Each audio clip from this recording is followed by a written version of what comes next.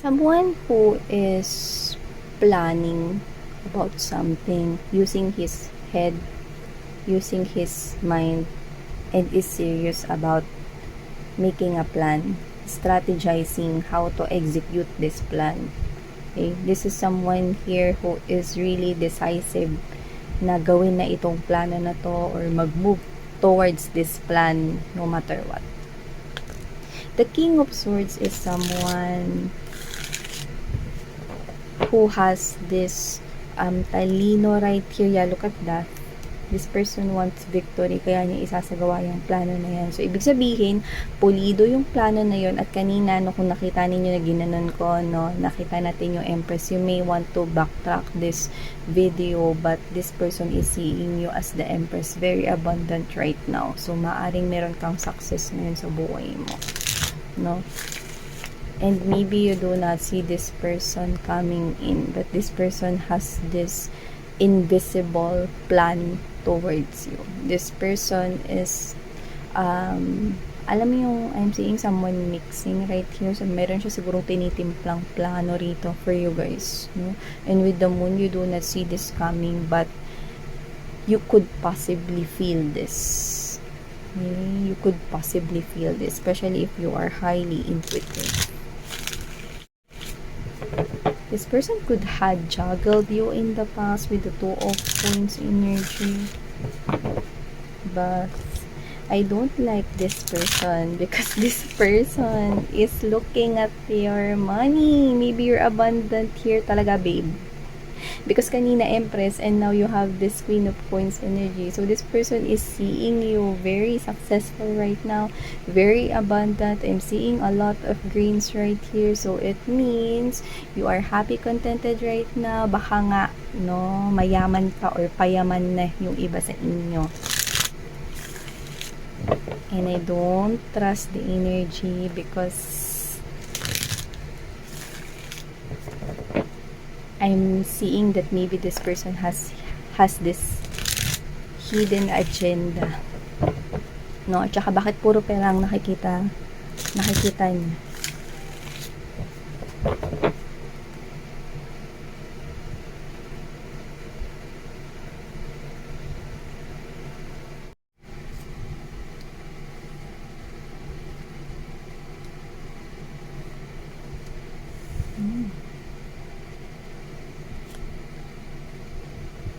Handa ka na ba? Oh.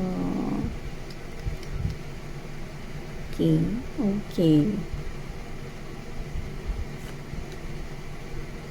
Talaga naman.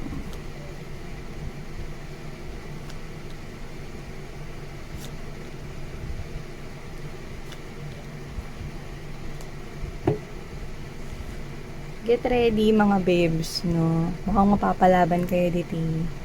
Palaban kayo dito.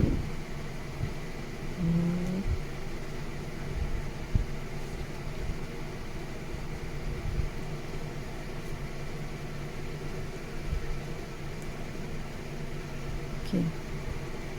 Yeah, definitely.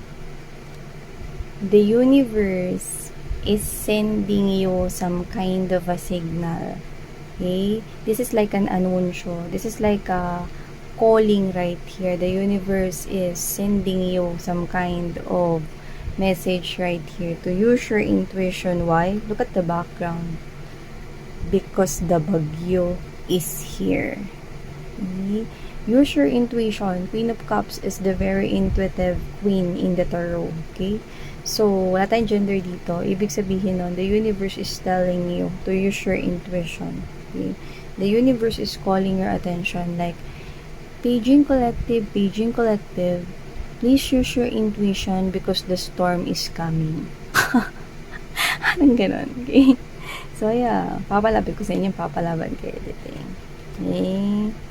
Pero intuition ng panlaban ninyo rito. Ayan, no? Walang batuhan rito mga babes ng tabo, ah.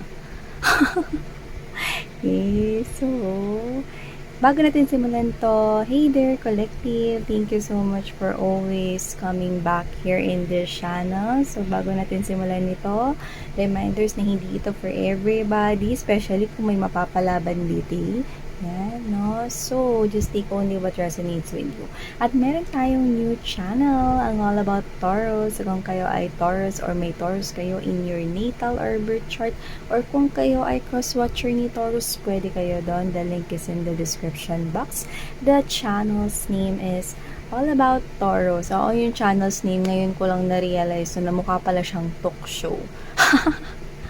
Pero yun nga, no?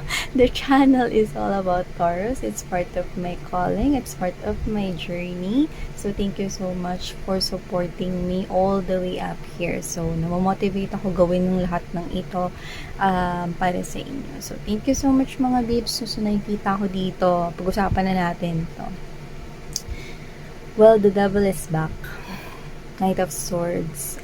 Actually, Knight of Wands energy, but I've mentioned Knight of Swords because there is an action being taken here. Nagbalik na siya rito. No? At nagulat ako kasi Knight of Wands is someone here that supposedly padalos-dalos lang sa kanyang mga ginagawa at hindi pinag-iisipan. But this devil here, pinag-isipan niya to. Pinag-isipan niya to. At ang taray, no?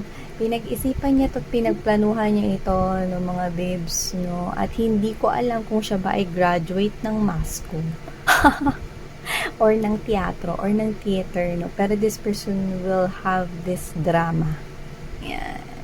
Magkakaroon dito ng drama at ang bida ay walang iba kundi siya. At syempre, ang second lead ay walang iba kundi ikaw. Yan, no? Second lead ka lang, be. So, nakita ko dito mga babes, no? Na syempre, dapat ikaw ang maging bida dito at hindi ang devil. So, sa nakikita ko rito, you have the chance to make agaw that title, no? Kasi dito sa gagawin niya na to, no? Gusto niya na siya yung manalo rito. Gusto niya na siya yung mangibabaw dito, umangat dito, ang makinabang dito. Yun. No, that's the word. Thank you so much for it. So, nakikita ko dito that with the Knight of Wands energy in the tower, this person caused some kind of a tower moments with you. Look at that lightning. Isn't it the lightning here? There you go. Yeah. So, nakikita ko rito, no, na malakas yung intuition ninyo, no, at nare-receive ninyo ang mga mensahe ni universe na paparating na rito ang bagyo. Yan, no, ang bagyo sa buhay niyo. Yan, nakikita ko dito. So, kung sino man yan, I can see that this is a player who played games with you in the past. I don't know what type of game kasi nakita ko rito ng multiple games, no. Pwedeng baseball, basketball, yan, no? Hindi lang isang game ang nilaro niya dito, kundi multiple games. Okay? And this person, no, mga babes, no, lahat ng laro na yun, no, nanalo siya. Nanalo siya, no? Yun yung pakiramdam niya, no, noon.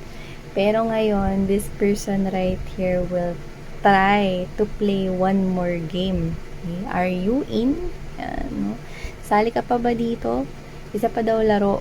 Okay? At mukhang charade ito. Yan. Charade ito mga babes, no? Kasi magkakaroon dito ng parang acting, no? So, itong tao na to, no? Hindi ko alam kung saan niya nakuha yung talento niyang to. Pero kasi, ang isang taong gusto talagang mangyari ang isang bagay ay gagawin, no, na ito ay makatotohanan. So, wag kayo magpadala kasi malinaw na ito ay drama lamang. Yan. So, kung sino siya, well, let's be honest right here. As an energy reader, this devil is telling me a very honest. Okay? This devil is communicating with me. Okay? Ito ang nakikita niya sa inyo, mga babes. And this is 101% true. 10 of Cups to the 10 of Coins. The devil wants this with you. Oo, sinungaling tong tao na to, yung nakikita ko dito. Isa siyang nuknuka ng sinungaling. Pero, sa lahat ng kasinungalingan niya, ito yung i-communicate niya sa akin na totoo at tama. This devil is recognizing you as the 10 of coins and the 10 of cups energy. And kapag na-recognize ka ng isang tao, no, na ganyan ka mga babes, no, meaning ikaw ang nakaaangat sa lahat, no, maaring sinusubaybayan ka niya, no, with the page of swords energy. This person could be watching you. This person could be not watching you but hearing news, positive, good news about you. So, kung sino man tong person na to with the 10 of cups to the 10 of coins energy, this is someone here who clearly telling me that, Miss Yan, I want your collective with me. Well, I'm sorry to say, devil, pero hindi ko ibibigay ang mga junakis ko sa'yo. Ano, naalala ko yung laro dati. May laro kami dati nung mga bata pa kami, mga babes. Yung, yung parang dugtong-dugtong kami, no? Tapos ako yung nanay. Dugtong-dugtong kami, mahaba kaming linya. Tapos hahawak sa balikat sa iba naman sa bewang. Sa bewang kami nakahawak, no? Yung mga anak ko nasa likuran ko. Yan. Tapos may papatago yung isang bata, no? Tapos bibigay sa akin yung parang, ang ginagamit namin doon, wala lang kung stone lang, ganun, bato. Tapos, pakitago naman to, yan. Tapos, tatago ko yun kasi ako yung nanay. No? Tapos, yung mga anakis ko nasa likod. Yan. Tapos, pag bumalik na yun, asa na yung binigay ko na sa mga bata na nasa likod ko. Nasa hanapin. Tapos, para makabawi siya, kailangan kumuha siya sa mga anak ko. Yung nakakatawa yun. Kailangan protektahan mo yung mga anak mo. Parang patintera yun. Uy, hindi ko pwede yan, lubayin mo ang mga junakis ko yan, gano'n. Sa mga nakaka-resonate, alam yan ng mga batang 80s, 90s, yan, no? So, yun nga, no, this person right here, well, pinaghandaan niya to, I must say. Magmumukha talaga tong makatotohanan, babe. Kaya nga tinatawagan ang attention mo. The universe is paging you out right here because makatotohanan ang datingan nito. Okay? At saka kasi, nakikita ko rito na talagang tunay na minahal mo tong tao na to. Okay? Hindi ko sinasabi na marupok kayo mga babes. Okay? It's just that I'm sensing here that because you once loved this person, okay, yung iba kasi sa inyo, pwede kasing magising pang natutulog ninyong damdamin sa galing nitong damuhong na to. Yan, no? Magaling yung performance niya rito at magiging performance niya rito, no? Kasi kung i-rate ko siya at ako ang teacher niya sa theater, mabibigyan ko talaga to ng mataas na grado rito. Eh, kasi pinaghanda niya tong pagbabalik niya to. Ayaw niya sayangin tong oportunidad na to sa inyo. No, gusto niya itong bumalik sa buhay ninyo. Na pinagplanuhan niya ito. Pero what I don't like about this is this devil, emperor energy. There's this magician. The thing right here is the drama is this. This person wants to control you. This person wants to manipulate everything to make it makatotohanan right here. Okay? Kasi gusto niyang makinabang dito. Okay? And the thing right here is that there is some kind of a tricky part of this. This person will make you believe. This person wants to control the situation. No? Gusto niyang, mga babes, no, mapaniwala ka niya na kaya siya bumabalik sa buhay mo. It is because I love you, Taurus. Or I love you, collective right here. I mentioned Taurus.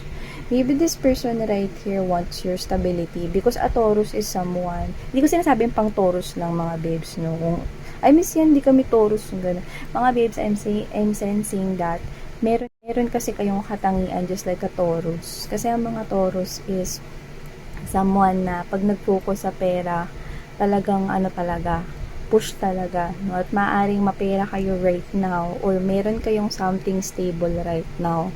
Pwede kasing abundant rin kayo right now. Okay?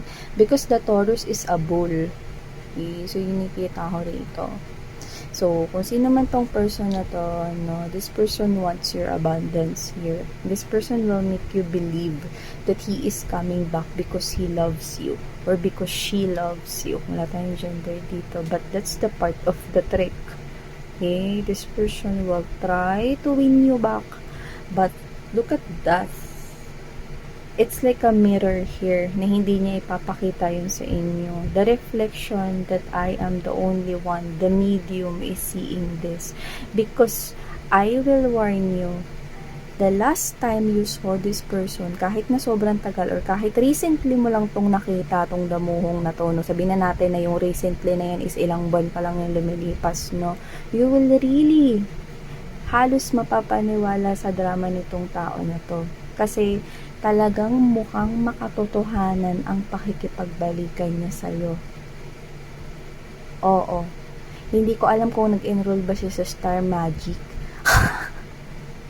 or sa kung saan man, mga babes, no, na audition, no, ng acting, pero magiging makatotohanan ang lahat ng ito. Pero lahat ng ito ay gusto kong iparating sa inyo, no, ni universe together with me, that you have to use your intuition because this is a reflection only of a mirror because this person wants this with you. Pero hindi siya willing na mga babes, no, na magstay sa'yo, no, through thick and thin, walang ganon. Kasi pag dumanas ka, hindi ko sinasabing dadanas ka, no, this is just my way of telling you how tricky this person is. Pag hinayaan mo itong bumalik sa buhay mo dahil baka mapaniwala ka nitong mohong na to dahil masyado siya ritong naghanda para sa pagbabalik na ito, no? Pag dumanas ka ng stormy days sa buhay mo, hindi ko nakikitang magsistay tong loko na to. This person wants to come back because meron siyang nakikitang pakinabang. This person wants to use you. This person wants to have anything na meron ka. Diba? Kakalokan, sarap pitikin sa eyelids. Diba? So, gusto kong sabihin sa inyo, no, na pinaghahanda na kayo rito, no, ako, mga babes, no. Yan. This is someone here that the universe is sending you some kind of big signals. The universe is calling your attention right here, like collective, collective, collective. The devil is back. Yan. You have to prepare for this. Yan. So, whether galit kayo sa kanya or hindi kayo galit sa kanya, kahit ano pang emosyon ang meron ka sa araw na yan, pag nagkaharap kayo mga babes, no? There is this part of you na mapapaniwala ka dahil sa galing niya rito, no? Ng drama na ito. Kaya nga sabi ko sa inyo, okay, this is something na parang baka matrick ka. Baka matrick ka. Okay? Kasi I can see na pinaghandaan niya ito. In short, may mga dala siyang props, may mga baon siya rito, no? At hindi ko sinasabi na offers lang yun. Meron siya rito something unique, no, na ina-apply. Meron siya rito something unique na hindi mo pa nakikita sa kahit anong magic tricks ever. Kaya nga gusto kong sabihin sa inyo na bago niyo to papasukin tong damong na to sa buhay niyo ulit, use your intuition. Use your intuition. Okay? Because the storm, the bagyo is coming. Okay? Use your intuition. Okay? So, look out for the signs and clues around you. Okay? Because I can see that no matter what your emotions, okay, sa araw na yan or sa magiging araw na yan is iba talaga. Okay, so thank you so much, collective. Sarang ngayon, love and light. And